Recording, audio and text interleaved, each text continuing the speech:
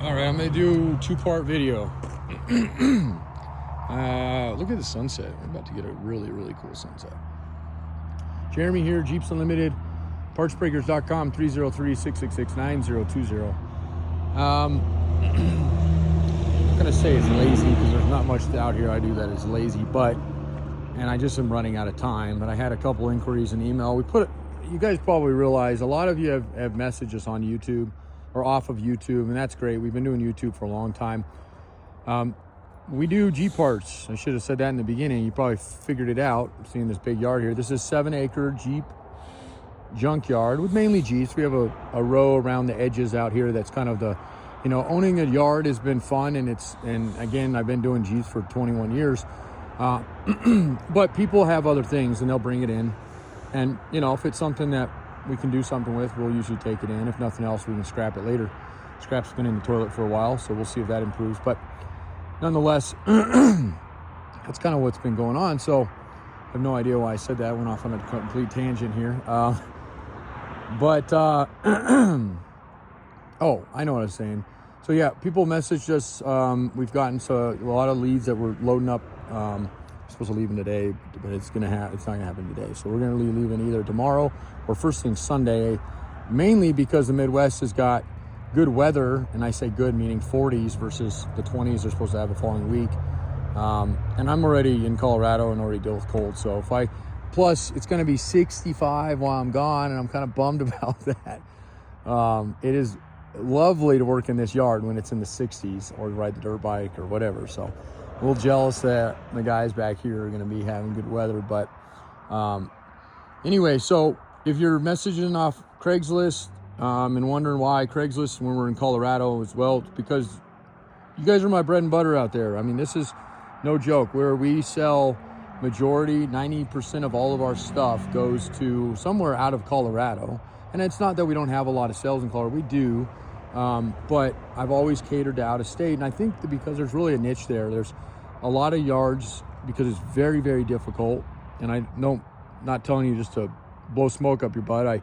It is one of the most difficult things is to run a junkyard online. From the whole process to the part of getting it to you and everything else. So we've always done that and figured out ways to get people things, especially big things, tubs, frames, axles, engines, whatever, right? We do a lot of freight. We do a lot of hot shots, and then I do my own loads as well. And then we do the little stuff down to the nuts and bolts. So that's why you're seeing those ads. Our ads get put up basically wherever I've ever been or ever had a sell for a tub or frame. We auto-populate ads in that area. And it takes a couple days, and so we ran ads a little late this year. I didn't know I was for sure going to go on this trip until I couldn't find anybody to get a Canadian order across, and said, well, I guess I got to do it myself. So that's why, and those ads went up last week. And so by the time they kind of hit everywhere, I knew this would happen, and it would be Thursday, Friday of this week, and all of a sudden I'm getting calls, and that's okay. That's exactly why there's always a little bit of leeway there. So because of that, yesterday I spent, and it was snowing yesterday, all day, and I was able to get about 9 frames done. So that was completely dismantled down, washed, hot seed, and then listed. And let me tell you, every frame that we do or every tub we do, especially on the big stuff, it takes a good half an hour, 45 minutes to list them. That doesn't even, or to wash them. That doesn't even include the dismantle time. And then listings, you watch these videos, they're fairly long. Uploading, we have really slow internet. We don't have fiber out here. So it takes a couple hours to put a listing up. We try to do that. And so that's why I kind of started with, this is the lazy side of doing this, because I ran out of time. I mean, I can sell these tubs, and I definitely, if you have an interest in them and you happen to see this before I leave, then by all means, I will load it up. I will wash it off first and send you an actual video of it. I will do that no matter what, and I insist on doing that. I want you to see exactly what's showing up, whether I bring it out or whether we hire out one of our hotshot crews to do it. Okay, so that will happen. I'm not skipping that part. That's not the lazy part. It's just because I'm out of time and don't really know. I don't have enough time to list all of these right now, and I have no idea which ones to list next, other than or wash next, I should say, than list, other than what's already sold. And there's one of these, I think it's this guy here that sold, possibly. I'll have to look at our invoicing But anyway, I'll make sure of that. We're not putting up anything that's already spoken for. And anyway, so I'll do this real quick and I'll go through these, okay? And then that'll be that. And then if you like one of them, it's Friday night right now. I'm gonna be working out in the office till probably 7 or 8 tonight, which is Central Time. No, not Central. We are Mountain Standard Time, so we're an hour behind Central, 2 hours behind East Coast, and we're an hour ahead of Pacific. So if you see this tonight, by all means. And if you're not tonight, Saturday, great. And if there's still a slight chance I leave Sunday morning and you get with me first thing Sunday and I can do it real quick, I'll do it real quick. I have literally, my wife knows this, I drive her nuts, been known to pull out of that driveway and literally onto the highway, and people call and I throw the thing in reverse. And so I want a full load. It benefits me to help you out. Okay, we'll do what we got to do to figure out what it is, right? So, okay, if you're wondering about tubs and the years, check out our YouTube channel. And I do a really good frame comparison. It was a while back, so you might have to go through our thing or search that, just comparison TJ tubs, and it will show you, okay? But briefly, it's the firewall is slightly different and the rear seat is slightly different. Now, the tubs themselves, dimensionally, the doors, the tailgates, the cowls, the windshield frames, from the base, the tub itself, the bottom to the frame, that stuff is all identical. So it will bolt the same way and you can use all of the same stuff. It's again, and you check that video out and it'll show you exactly the difference between what is the firewall. Really, it's just a different heater box they use, and you can use either or. You just have to figure out which way you're going. If you're going late, you fill it in. If you're going open, you cut it out. And on in the seat, of course, again, there's workarounds on that, or you simply just use the seat that belongs to the right tub. There's other places and things to go. So this is an early one, and this is a 9701, and I have no idea what the floor looks like, meaning the bottom, the torque pockets, the most important part, I always call them. I assume they're good because I don't see hardly anything on the top of this thing. I mean, this is in really good shape. And sides, the corners, I would say this is probably an A tub. And if we flip it over, or if you express interest in it, I'll come flip it up and see. We'll go from there. Okay, so remember I said in the beginning, this is a 2-part video. Well, I'm running out of light, so I'm going to show a customer something in this as well and talk briefly of that. So this would be maybe a premium tub, again, depending on how the bottom looks on it. This is going to be a low-grade tub, like really low. So I know for sure it's got some issues on it. I don't know how bad it is. I know the corners need to be replaced, and I know there's the driver floor pan isn't great, and it needs to be cleaned really bad, and there's still some parts left on it. So this is usually, just like with our frames, we usually don't even list stuff like this. We usually cut things like this up. But if it's salvageable still, especially for the wheelers out there or somebody who's okay with fabrication, as long as we get under there and the torque pockets aren't all blown out, then it's still probably a usable tub. So this is a potential cheaper tub, okay? And this is definitely a cheap tub. Now, this one doesn't have any rust on it, but this one was flipped on its side, so it's gonna have damage, but it should have a nice floor under it. So if your tub is beautiful on the sides, and you have a bad floor, a bad underfloor, this would be a decent one, and this would be an inexpensive tub as well. And I won't have time to cut things out of these to bring them with me because I'm literally up against the gun right now. But this is one of the things I wanted to briefly talk about because there happens to be a frame under this, and it happens to be an early 97-02 6-cylinder frame. This is a really clean frame. I've actually had a scope in this frame already, and even with it being tipped on its side, it didn't bend anything on the frame. The part of this frame and what's going to not deter, but it's going to lower the price on it, is it was set up for a long arm lift kit. When you do a long arm lift kit, you have to chop off a couple of the lower control arm mounts, okay?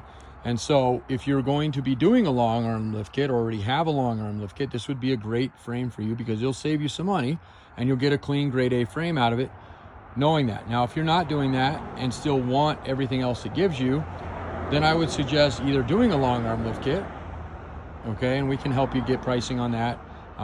There's very inexpensive options out there for long arm kits, and you can go all the way crazy, very expensive as well. Or if you don't want a long arm, you're going to keep it stock, then you need to put the lower control arm mounts back on, and you can weld those back on, or somebody can do that for you. It's not super difficult if you can weld. It's actually fairly easy. If you can't weld, then I would say, unless you know a welder, it's probably not worth doing. But this is a good option for somebody looking for a clean, rust-free frame and doesn't mind either those modifications or plans on doing that. So keep that in mind on this one. And there's still a lot here. Now this tub would be a little difficult to do because there's quite a bit of a dismantle job. This frame is only held on by 10, 11 total with the front, but 10 body to frame mount. So I can have this one off fairly quickly. And again, just like these tubs, I would have a video, or I would have it washed off and videoed before we load it and get final approval like we always do, okay?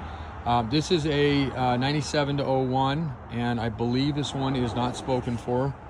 Again, these are the two that I need to look at, but we'll just briefly say, well, I know it's not because it's dirty inside and it's never been washed and nobody's seen this tub. So this one's definitely available, and it looks to be really clean. It needs to be cleaned. It looks to be a clean tub. It needs to be cleaned as far as the dirt comes out of it, but this would be a viable option. Stick around. I'm going to finish what I was going with helping the customer out with the frame issue that they may be up against, or not up against necessarily, but have to contend with tomorrow. I'm just going to have this ready to go and tell you hey, you can listen to all the stuff in the beginning, but at 15 minutes in is really when your part starts. That frame would be a potential one to look at as far as you're doing as well. But again, just remember that stuff on that long arm. And by all means, anybody out there has a question about it, I'd be happy to answer it for you. Okay, this is the one I believe is sold, but I will confirm that. And I know because there is a skew here and it has been cleaned before. It's got some dirt just from sitting in the yard a little bit. And then this guy has 2 torque pockets that are starting to go out on it. They're not completely bad. It is going to be a lower grade because of that and save somebody some money. It was one that we did have sold. And then when we pulled it completely, found that out. So it's part of the reason we do our videos and pre-dismantles the way we do. So, okay, but it is a good tub still, and I have a video of this one. I can show you, and you can see it, and you can see what I'm talking about. So the floors, and I'll just briefly show you. This one's been cleaned up. I mean, this is a really clean tub. You can see it was shocking to see what we've seen on this thing, because look how clean the thing is. I mean, there's nothing wrong with it. The roll bar pulled, I mean, those have got dirt down in there now, but there's not a spot of rust on the top of this thing whatsoever. So, and then this one's damaged. This one's been crunched pretty hard. You can see back there. So really, there's not much on that tub. We might have a good set of torque pockets on it. We'll see. Just trying to get the rest of what we wanted off of that one, and then we were going to be done with that guy. That's a CJ7 tub that's not in great shape. I've had it forever. It would be okay for somebody that's wanting to build a rock crawler out of it, but it's got quite a bit of rot in the side and the rear sections. We don't get a lot of CJ tubs. I happen to have a really clean CJ7 tub up at the upper lot right now. It's an 80, and it's beautiful. So it's the only one I got. So if you're looking for a CJ tub and you happen to be in Colorado, Nebraska, Kansas, Iowa, Illinois, Indiana, Ohio, Michigan, Toronto, or up in that area of Canada, or can meet me across the border somewhere. I will go into New York because I'll be in Toronto, and I know I could go across there. Pennsylvania, I'll be in, and that's probably as far as east as I'm going to get. I might drop down into Tennessee. That's not 100% right now. That's still up in there. Okay, this is a 2-door JK tub. I think this is a 15. So they pretty much are the same from 2007, 2018. Or you can stick to the 12 to 18. Some people like doing that because there's some things different, but for the most part, pretty clean tub. There's no rust in it. It's beautiful. It's got a couple dings that we actually dinged into it when the guys backed into it. You can kind of see it right there, but still very clean. And then this one is a 2009, I think it was. So that's a 2007 to 11, or again, 2007 to 18, because they're pretty easy. That one's shot. It's a 4-door, and it's done. If you want a 4-door clean, I have this silver one here that's available, and then I have a green one up at the upper lot, and then this red tub is sold. And when I say damaged tubs, just so you know, like on that champagne looking one or whatever, pewter one over there, this is kind of what you're looking at, right? So why do we keep them? Well, one of the reasons is this one's been crunched. It was another one that was on its side at one time. It's actually not bad other than that, and it's pretty bad there. I mean, don't get me wrong. Plus, it's got damage up on that left front area. But look at the bottom of it. I mean, to be honest with you, whether it be the rear torque box there, right, all the way down, you got your two there that go above your gas tank skid, or your bottom ones here, or this one. I mean, you couldn't ask for a cleaner bottom.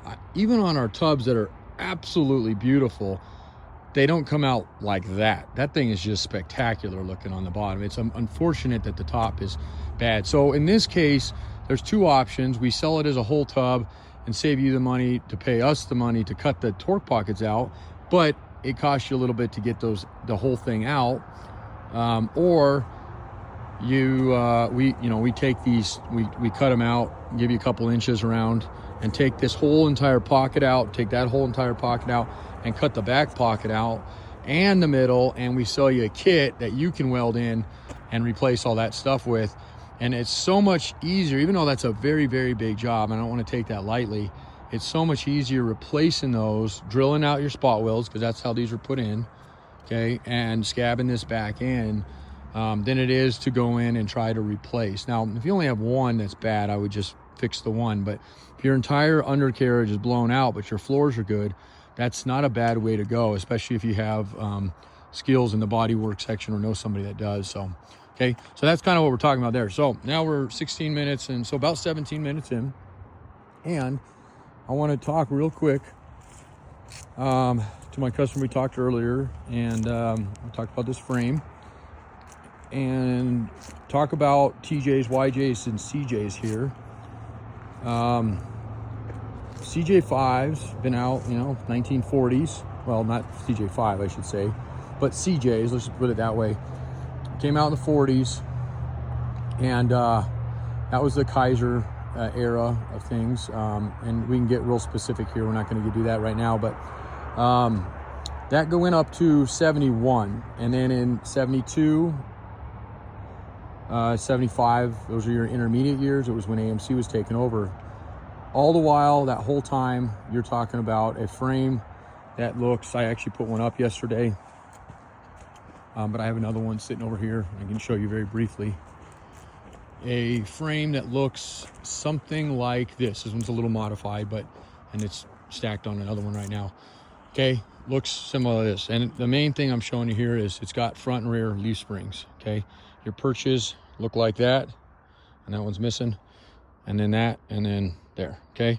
And then in 72 to 75, which I don't think I have one of those right now, they almost look identical. There's not much difference on that frame, other than they did some different gas tank and engine, and they went to a different steering, okay, blah, blah, blah. But point of that, my whole talk on this is your mounts for your leaf springs are the same, right? They're similar. They're front and rear, okay? They're leaf sprung, that's my point, okay? In 76, your CJ5, your CJ7, okay? All the way up to 86 on the 7s, 83 on the 5s, and then of course in 81 to 86, you have your CJ8s. Those are also leaf sprung, okay? And then in 87, the Wrangler YJ came out. It was the first year of the Wrangler, 87, okay? 87 to 95. And that's gonna be a frame that looks like this, okay? And this is not a great representation of a good frame, but happens when we have one sitting over here. If you need a frame, you want a cheap frame, here's definitely a cheap frame for it. And YJ frames are very inexpensive. You're gonna look for big mounts like this guy, okay? And those guys, those are your fixed mounts, and then you have your shackle points, which are up at the front, and then they go on. There's a, it's not here, but it's a little plate, essentially both sides get clamped, and they go on the back there, and that holds. So again, front and rear leaf springs, okay? And that's what your frame would look like. There's not a lot of other ways to look at the two if you look at this one versus like a TJ, except for that, and that's a big way, obviously, leaf springs versus a coil. So 87 and 95, they were still leaf sprung front and rear, 1996 came around, and it was a dead year for Wranglers. There was XJs in 96, there were ZJs, the Grand Cherokees, but for whatever reason, Jeep did not make a 96. There are titled TJs I've seen, or YJs I've seen, that are titled as 96, but there was never a true 96. It was just an error in somebody not understanding the manufacture date. So if you have square headlights, you have a YJ, and if you have leaf springs, you have a YJ. That's 87 to 95, okay? And square meaning like that. That would be your squares, okay? Those are all leaf sprung Jeeps, okay? CJs from the 40s all the way up to 86 were round headlights, and they were still leaf sprung, like I showed you on that frame. And then TJs, we have the dead year 96. TJ started in 97, and they went all the way to 06. It was the very first year of coil sprung Wranglers, and they had them front and rear. Okay, so your front is going to be coil, and your rear is going to be coil. They didn't mix and mash leaf springs like they do on pickup trucks. You'll find coil springs in the front and leafs in the back. And part of the reason for that is that if you're ever driving a YJ, they're very stiff riding. And if you're ever driving a TJ, they're very soft compared to a YJ, unless you're, of course, aftermarket springs and whatnot. If you were to have a YJ or a TJ or YJ and have rear leafs in the back and front coil springs, is definitely doable. I've never seen it done. I'm sure somebody's done it out there, but my thought would be it would not ride very well because you have such a soft spring in the front and such a rough, stiff spring in the rear. I would imagine they would fight. And the only reason I suspect that is because in 21 years, I've never seen somebody do it. Again, I'm not saying somebody hasn't done it. I'm saying it's not a common idea that people have. And I think the reason that is it's got to be an engineering thing where they just don't work together very well. They don't play nice together. So somebody might message me and say, hey, I did it and it works great. And maybe for payload reasons, you'd want rear leaf springs and front coil for softer. Who knows? I would love to see somebody's that's done it that way, but that's not how they ever came factory. Okay, so I'm pointing on this one because this is the first year of a T. It actually happens to be a 97. It's actually 98, but it's a late 97 manufacture date. Okay, and it's missing the front axle. Okay, but it does have the rear axle in it. I'm going to show you one over here that has the front axle still in it, just so you can kind of see what you're looking at and what you're going to look for. Especially if you have snow, you have to get down in to look up under this thing to see what's exactly been done. Now, that's part of the reason I wanted to do this video the way I did it tonight, because I wanted to show you some axles as well over here. There's a couple ideas I have why somebody would have done this. One is there's a leaf sprung YJ right there. One is that, and I know that the rust is an issue, is that the axle broke and they repaired the frame possibly with a YJ rear frame. That's very possible. I don't know why. They're a TJ frame and a YJ frame are exactly the same length, 144 inches, and they're very, very similar in their widths as well. They both narrow in the front and widen out in the rear. I've never seen it done. Doesn't mean it's not doable. And again, YJ frames are so inexpensive. Maybe they got a hold of a half of a YJ frame and welded the two together, and then just whatever was in it. That's very possible. Probably more possible than somebody going through the hassle of putting a leaf sprung in a TJ, because again, how many mounts are different on these two. So that's my thought. If you get under this thing tomorrow and see, you know, a big old leaf spring in the rear, that somebody did that, especially if it's still, like I said, the coils in the front. I'm kind of talking in circles right now because I'm just baffled of why they would have done it like that, but who knows, you know. So that's what you're looking at. And only other thing I can think of is they broke an axle and happened to have a cheap YJ axle laying around, and it was, again, it would be, with the amount of work it would take to do that, it would be simpler just to knock the brackets off and re-weld the purchase. But again, who knows, right? So that's probably likely, not likely, but possible as well. So, and looking at your axles here, some of these are good, some of these are not. So we have these kind of laid out a little odd right now. So this is a YJ rear, and you can tell the perches, see the flat perch on the bottom there? They're spring under, not spring over. Spring over would give you the lift, poor man's lift in a sense. I say poor man's because they're actually very expensive to set up with the spring over. It's cheap to do, but the angles get so weird on them. You got to put some money to make them right. So, okay, and then you got your track bar mount. And again, spring under, there's both your perches here. And that's the axle you would be looking for. It's the same axle. This one's an early, so it's not exactly the same as a TJ Dana 35, but it's pretty close. This is a non-C-clip, and it's got bigger brakes. But the YJ's also used a C-clip with smaller brakes, and it was identical looking from at least the diff cover looking as a TJ. There's actually one right there. Okay, if you look at the two, look the same. So that would be your coil spring. You can see the buckets there. Okay, so you're looking up in it, and first thing that should give it away is like it is there, you should be able to see that coil protruding out there, or at least hopefully see it. And I'll show you this Jeep over here in a second. Okay, and if not, you'll have obviously this in here. So yeah, and if that's the case, then I would say if you're doing the frame, then let's get you an axle. I probably have one out here that's good. We want to match your front ratio. You have to match your front and rear.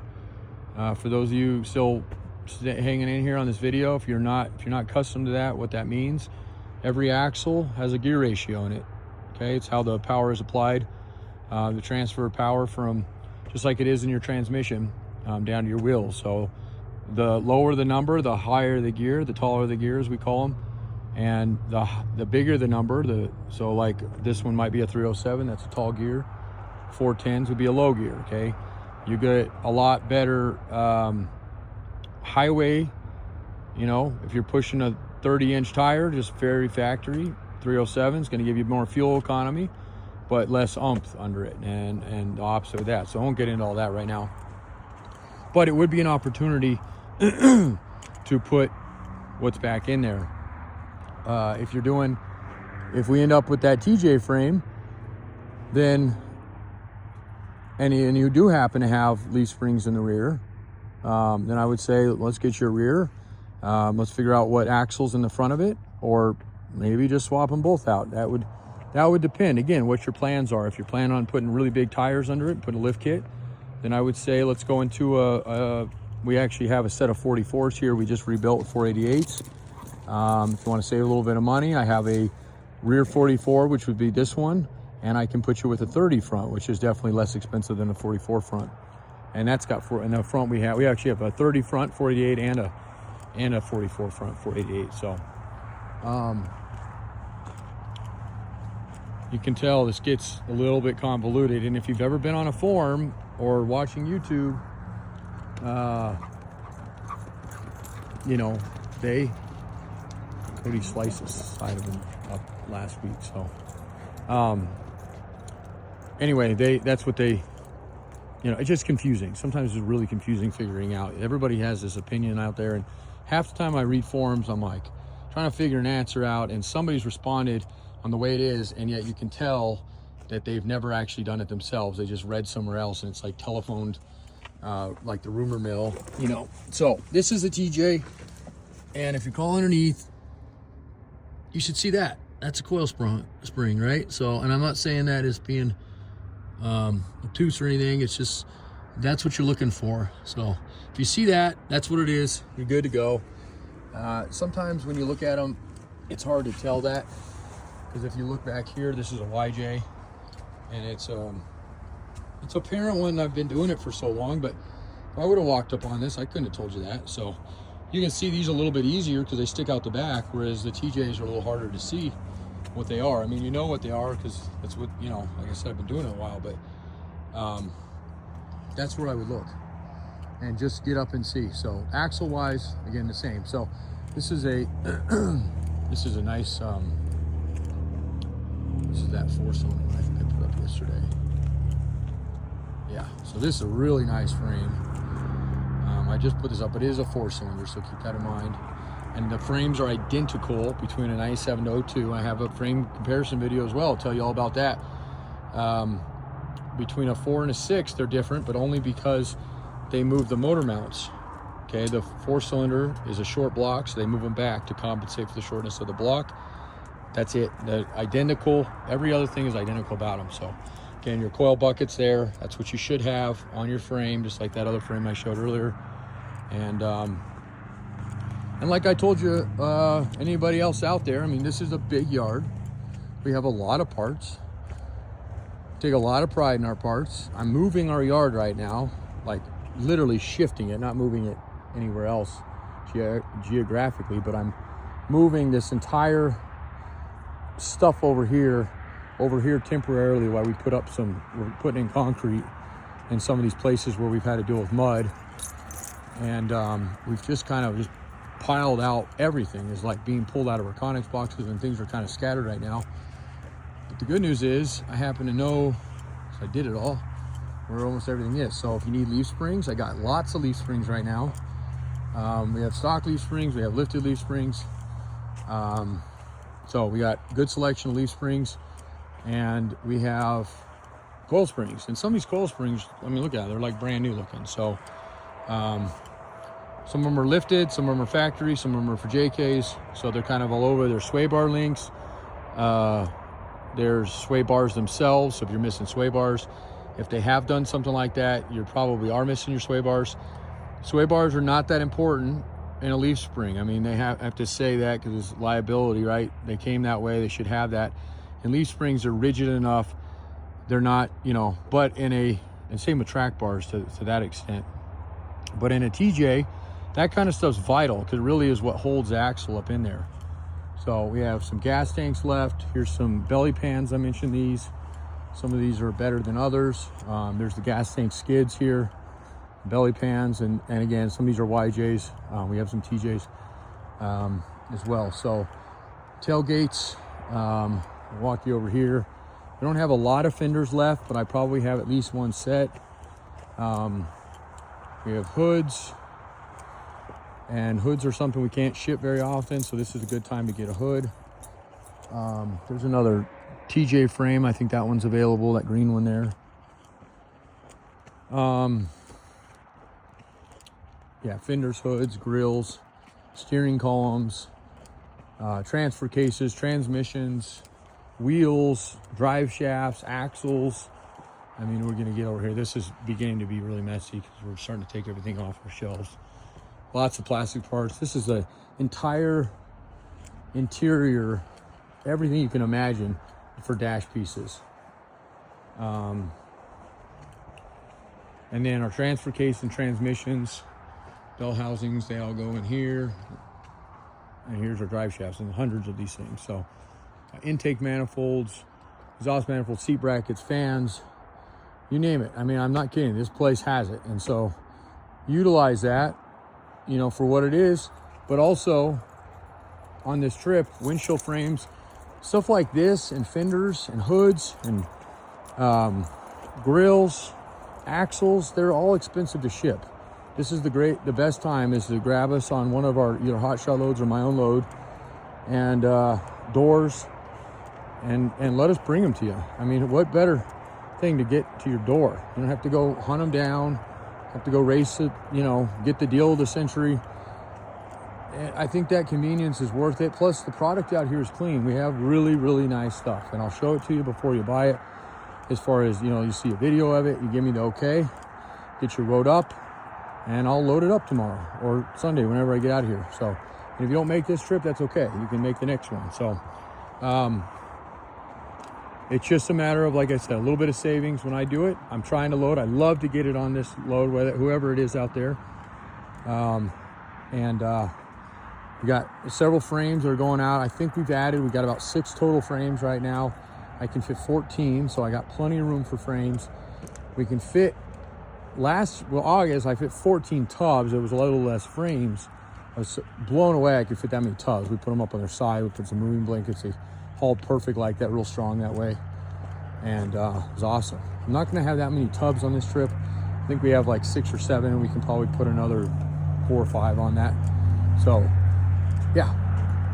Thanks for hanging out 35 minutes of your life today. I've been pumping videos. Again, don't hesitate to reach out on something that, even if it, you think it's a inconvenience, I gotta wash something first, it's okay. I'd much rather do that and then think, an hour down the road somebody calls and I can't help them out because I'm already an hour down the road. And it's just, at that point, it's done. We'll do it, we'll get you down the road kind of thing. So I'll write you up and get the hot shot guy that's coming out to Maine here soon, pick you up, okay? All right, thanks you, 303-666-9020, partsbreakers.com. And yeah, have a great night.